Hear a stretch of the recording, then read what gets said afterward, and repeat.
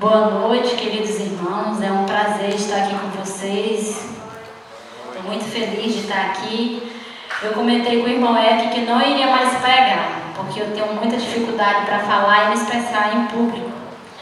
Mas como eu gosto muito de estar assistindo vídeo, sermão, eu vi uma irmã falando para outra irmã que ela não iria pregar mais porque ela tinha a mesma dificuldade que eu tinha. E ela contou ali o testemunho dela para aquela irmã. E a irmã falou para ela: você não prega, não é porque você sabe pregar, porque você fala bem. Você prega pela graça. Então, voltei a pregar para dividir o pão da vida com vocês. Estamos aqui em mais uma quarta de poder. Estamos aqui para buscar a presença de Deus. Quero agradecer a presença dos nossos irmãos e das nossas visitas. Sejam todos bem-vindos e que a graça de Deus esteja com cada um de vocês. Nós estamos numa série de quarta de poder que o tema é fé na crise ou em crise. Queridos, a nossa fé é provada tanto nos momentos de bonança quanto nos momentos de dificuldade. Porque quando a dificuldade chega, nós temos certeza em nós mesmos e em nosso coração se estamos realmente apegados a Deus ou em uma fé de conveniências. E quando as coisas estão fáceis, nosso coração também é provado, para sabermos se estamos amando a Deus somente pelas vantagens. Mas o nosso sermão de hoje é Guerreiros da Fé. Se você pegar a Bíblia de Gênesis e Apocalipse, vocês verão os guerreiros da fé, assim como foi Moisés, Isaías, Davi e tantos outros guerreiros da Bíblia. Mas nós também somos guerreiros da fé. O texto para a nossa reflexão de hoje está em Filipenses capítulo 1, versículo 27 e 28.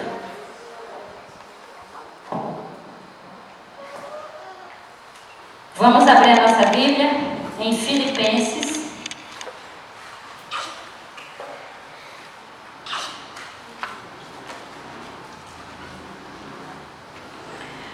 capítulo 1, versículo 27 e 28.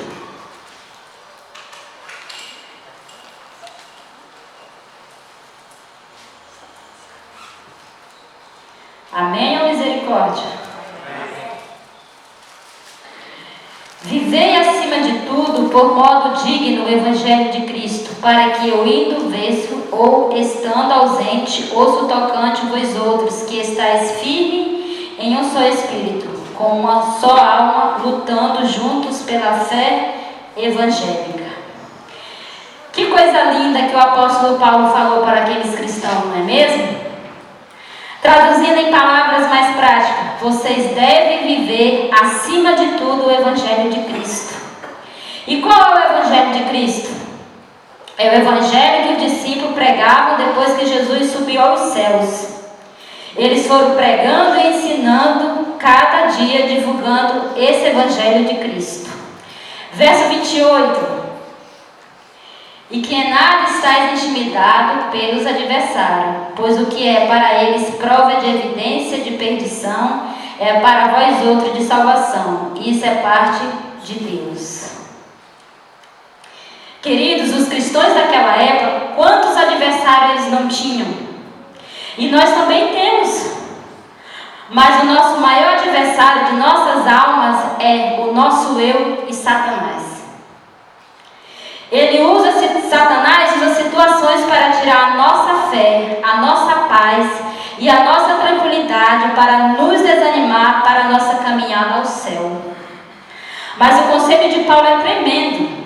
E ele escreveu essa carta aos Filipenses enquanto estava preso. E através das suas palavras percebemos claramente o carinho e o amor que ele tinha pela igreja, pelos irmãos da igreja de Filipos. Uma igreja que ele havia fundado em sua segunda viagem missionária. Ali ele havia deixado mais do que irmãos na fé, mas verdadeiros amigos. E é isso que Deus quer que nós sejamos, verdadeiros irmãos e amigos dentro da sua igreja. E a lição vem falando disso, né? Para nós vivermos em unidade. É por isso que alguns comentaristas bíblicos dizem que a Epístola aos Filipenses é uma carta de um amigo para um amigo. Porém também, irmãos, ela é uma carta de exortação e desafio. E nesses dois versos que lemos, percebemos claramente esse desafio. Quais são esses desafios? Basicamente, dois. Primeiro, viva dignamente o Evangelho sob qualquer circunstância. Qual era o maior desafio de Paulo? Era animar aqueles irmãos na fé para que eles não desistissem. Ao dizer isso, Paulo estava exortando aqueles irmãos cristãos a viverem dignamente o Evangelho, não apenas nas circunstâncias favoráveis, mas também nas desfavoráveis. Ao dizer isso, quando Paulo fala assim, viver acima de tudo, ele estava falando algo que muito tempo depois, Ellen White escreveu no livro Refletindo a Cristo, página 177. Olha que interessante. A verdadeira beleza de caráter não é algo que se distingue apenas em ocasiões especiais. A graça de Cristo, habitado na vida, é revelada sob qualquer circunstância. Aquele que nutre essa graça com inabalável presença na vida, revelará a beleza de caráter sob circunstância afetiva como favorável. E enquanto momentos, irmãos, em nossa vida nos sentimos angustiados porque chegamos à conclusão que não estamos refletindo o caráter de Cristo em nossa vida. Mas, irmãos, quando isso acontecer, temos certeza que Deus tem misericórdia e graças para nos perdoar e restaurar nossas vidas. Querido, quando Cristo habita em nós mostraremos a beleza do seu caráter, seja numa circunstância de paz ou de guerra. Paulo também tinha essa compreensão. Vamos ver lá em Romanos capítulo 1, verso 16. Amém ou misericórdia? Amém. Porque não me envergonho do Evangelho de Cristo, pois é o poder de Deus para a salvação de todo daquele que... Para Paulo, esse Evangelho de Cristo que transforma as vidas estava limitado apenas ao nível do pensamento humano, mas estava relacionado com a vida prática. Por isso, render-se a Cristo é mais do que simplesmente aceitar novas doutrinas ou ideologia religiosa. Significa permitir o Evangelho através do poder do Espírito Santo, que realizado em minha vida as mudanças necessárias, mudando radicalmente minhas atitudes e meu modo de pensar e agir. Irmãos, não adianta pregar o amor, mas ser desumano para com seus filhos, com seus cônjuges, com seus subordinados. Não adianta você pregar o perdão e ser indiferente com aqueles que merecem o seu perdão. Não adianta você pregar a misericórdia, mas não ser indiferente com a necessidade das pessoas. Não adianta pregar e não viver. Misericórdia, né, irmão? Infelizmente, as pessoas querem viver um evangelho apenas teórico. Alguém escreveu o seguinte: com respeito ao evangelho, conhecimento colocado em prática não deixa de ser conhecimento. A prática baseada em conhecimento não deixa de ser prática. Portanto, a boa nova da graça, saber e fazer, são verbos que se conjugam juntos. Não basta saber e não fazer. É necessário saber e fazer. O Evangelho ele se revela não pela verdade que se diz, mas pela verdade que se vive. Porque a gente pode ser um cristão, mas se nós não vivermos o Evangelho de Cristo, nós estamos, com licença da palavra, ferrados. E é por isso que Paulo escreveu lá em Gálatas capítulo 2, verso 19 e 20. Já estou crucificado com Cristo. Olha que verso bonito. Já estou crucificado com Cristo. Logo já não sou eu que vive, mas Cristo que vive em mim. A partir do momento que nós aceitamos Jesus como nosso Salvador, que nós entramos nesse tanque, nas águas batismal, nós temos que matar o nosso eu e viver o Evangelho. Não é fácil matar o nosso eu, mas todo dia a gente deve matar ele um pouquinho. Paulo estava se referindo à sua conversão, à mudança radical em sua vida operada pelo Espírito Santo.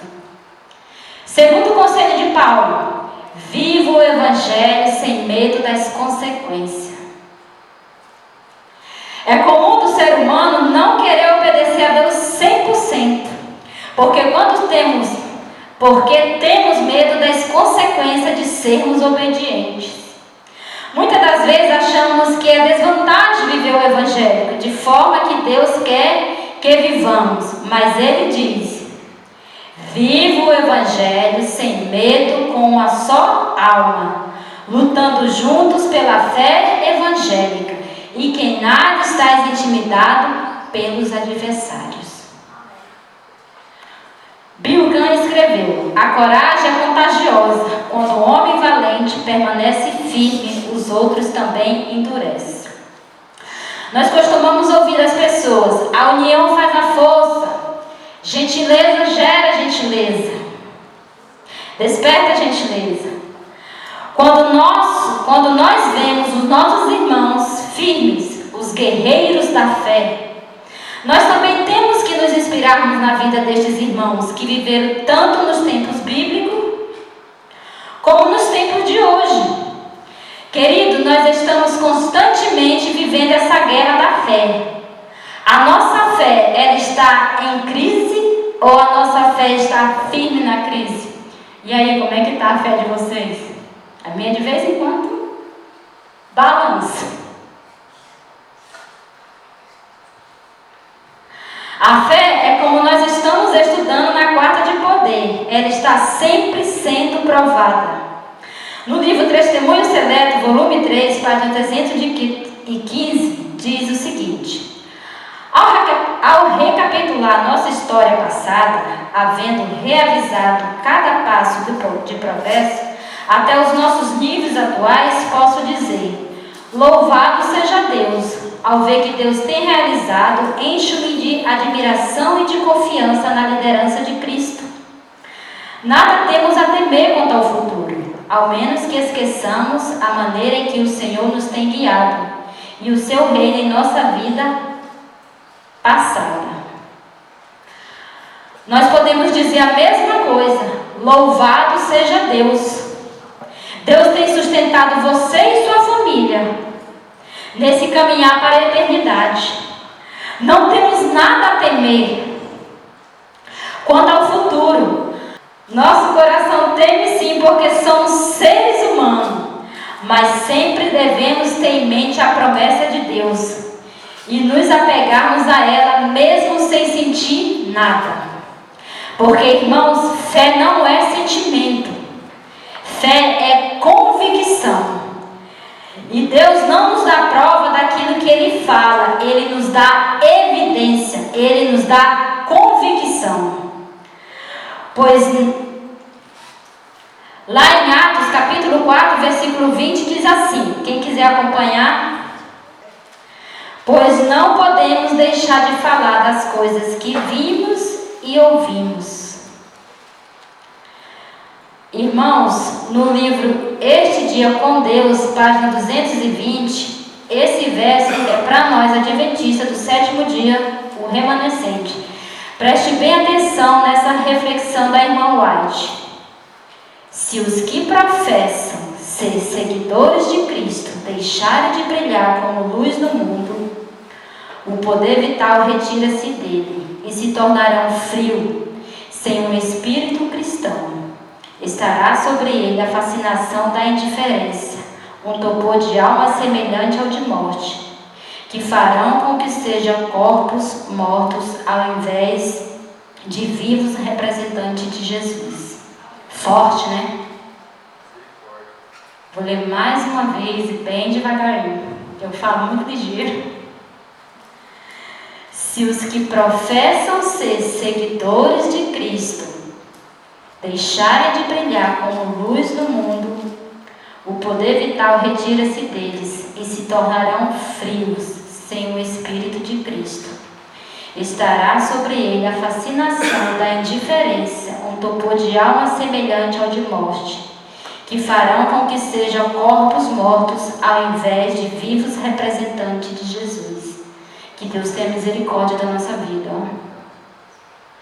Irmãos, se eu, Lenilda, professar ser seguidora de Cristo, deixar de brilhar como luz no mundo, o poder vital será retirado de mim. E eu me tornarei fria sem o Espírito de Cristo. Estará sobre mim a fascinação da indiferença, e eu serei como um corpo morto ao invés de representante de Jesus. Meus queridos, nós precisamos não somente professar que somos seguidores de Cristo, mas temos que ser verdadeiros seguidores de Cristo. Não basta somente conhecer a Jesus, nós temos que andar, seguir os passos de Jesus. Porque é muito fácil, você chega para uma pessoa e diz assim: você conhece Jesus? Ela diz: eu não conheço. Mas será que ela segue Jesus?